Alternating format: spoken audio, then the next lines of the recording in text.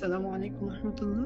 আজকে এই ভিডিওতে আমি শেয়ার করব সকাল ৬টা থেকে দুপুর ১২টা পর্যন্ত আমি কিভাবে পড়াশোনার মধ্যে নিযুক্ত ছিলাম। তো প্রথমেই আমি ফজর নামাজ পড়েই সুন্দর করে এসে একটা খাতা নিই। খাতা নেওয়ার পর আমি দুপুর পর্যন্ত কি পড়ব সে বিষয়গুলো খুব সুন্দর করে স্টেপ বাই স্টেপ লিখি। তো এই বিষয়গুলো লেখার একমাত্র কারণ হচ্ছে যে আমি যেন একটা সাবজেক্ট পড়ার পর আরেকটা সাবজেক্টে পড়বো, কোন বিষয়ে পড়বো, কত সময় পড়বো, এগুলো নিয়ে যেন পরবর্তীতে চিন্তা না করতে হয়, এগুলো নিয়ে যেন কোনো প্রকার দ্বিধাদ্বন্দ্বে না পড়তে হয়।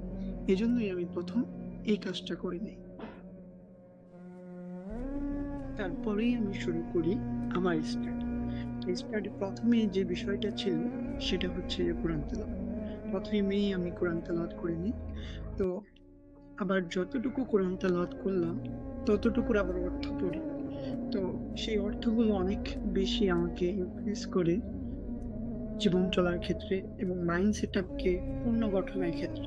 তো যাই হোক, তো আমি যে সূরাটা পড়ছিলাম সেটা হচ্ছে সূরা আল-লুকমান। তো এখানে আল্লাহ সুবহানাহু ওয়া তাআলা লুকমান আলাইহিস সালামকে অনেক বেশি প্রজ্ঞা দিয়েছিলেন। এবং কি লুকমান আলাইহিস সালাম তার ছেলেকে অনেক উপদেশ দেন। তন্মধ্যে কিছু উপদেশ হচ্ছে যে, "বাবা তুমি কখনোই আল্লাহর সাথে শিরক করবে না। শিরক হচ্ছে জঘন্যতম একটা অপরাধ। তো তুমি তোমার বাবা-মার সাথে সুন্দর ব্যবহার করবে এবং কখনোই অহংকার করবে না, কখনোই উচ্চস্বরে কথা বলবে।" তারপর যে বিষয়টা আমি শুরু করি, আমার পরিকল্পনায় ছিল, খাতাতে লেখা ছিল সেটা হচ্ছে যে ইংলিশ। তো ১ম এই আমি কিছু শব্দ অর্থ শিখি। তো শব্দ অর্থ শেখার পর সেগুলোর পাস্ট এবং পাস্ট পার্টিসিপল এগুলো বের করে এগুলো কিছুক্ষণ নিজের ভিতরে প্র্যাকটিস করি। তো এভাবে কিছুক্ষণ করার পর তারপরে আমি করি যে ইংলিশ রিডিং এর স্কিলের ক্ষেত্রে আমি কিছু রিডিং পড়ি এবং রিডিং এর যে বেসিক যে বিষয়গুলো আছে সেগুলো আবার পুনরায় দেখি এবং কি পড়ি যেন আমার রিডিং স্কিলটা আবার বৃদ্ধি পায়। তো এটাই হচ্ছে আমার ২য় স্টেপ ছিল রুটিনের মধ্যে। ৩য় যে বিষয়টা ছিল সেটা হচ্ছে বাংলা। ক্লাস 10 এ একটা বাংলা গল্প পড়লাম। সেটা হচ্ছে 'প্রবর্তকার'। তো এই গল্পটা আসলে অনেক ভালো। অনেক আগে পড়েছিলাম। তো আবার পড়লাম। তো এই গল্পটা আসলে এতটা অমায়িক কিছু চরিত্র এখানে তুলে ধরেছে, যেগুলো আসলে মনে প্রাণে এটা বারবার পড়ার একটা অন্যরকম অনুভূতি মানুষের মাঝে সৃষ্টি হয়। তো তারপরে এটা পড়লাম, আমার আবার ক্লাস আছে, ক্লাস নেব।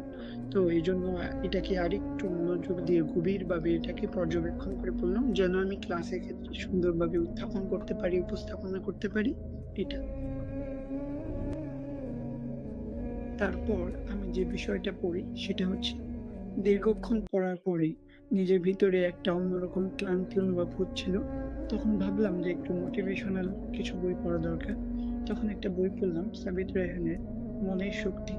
তো এই বইটা সত্যিই অসাধারণ। এই বইটা মানে আমাকে অনেক কিছুই নিজের ভিতরে জাগ্রত করলো যে না, এইভাবে পড়তে হবে, এভাবে লক্ষ্যের দিকে আগাতে হবে।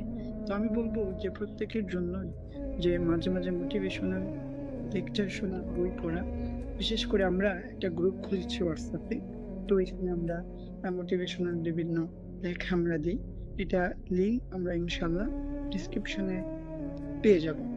তো আমরা প্রতিনিয়ত মোটিভেশনাল কিছু শুনবো। এটা হচ্ছে আমাদের একটা চার্জ। এটা যখন আমরা ভিতরে এই চার্জটা পূরণ হবে তখন আমাদের লক্ষ্য এবং পড়ার গতি অনেক বাড়বে ইনশাআল্লাহ।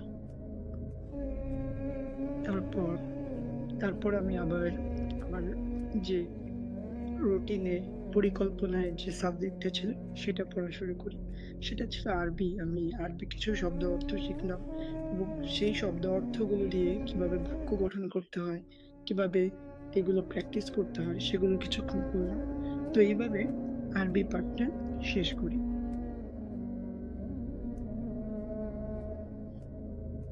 তারপরে এইভাবে পড়াশোনার যে জার্নিটা এভাবে দেখলাম যে ১২টা বেজে গেছে। তো তারপরে আবার একটু মোটিভেশনাল বই পড়লাম, যেটা মানে নিজেকে অনেক বেশি ইমপ্রুভ করছে আমাকে। এখান থেকে কিছু আমি শুনাই। সেটা হচ্ছে যে ভবিষ্যতের ব্যাপারে আশঙ্কিত হবেন না। আশা পূরণ না হওয়ায় হতাশ হবেন না। কবে ভাগ্যের চাকা ঘুরে যাবে এই চিন্তায় ক্লান্ত হবেন না। আল্লাহ তাআলা সবকিছুই করতে পারেন। এই বিশ্বাস রাখুন। অচিরেই তিনি আপনাকে সবকিছু দেবেন। আপনার সব প্রত্যাশা প্রাপ্তিতে পরিণত করবেন।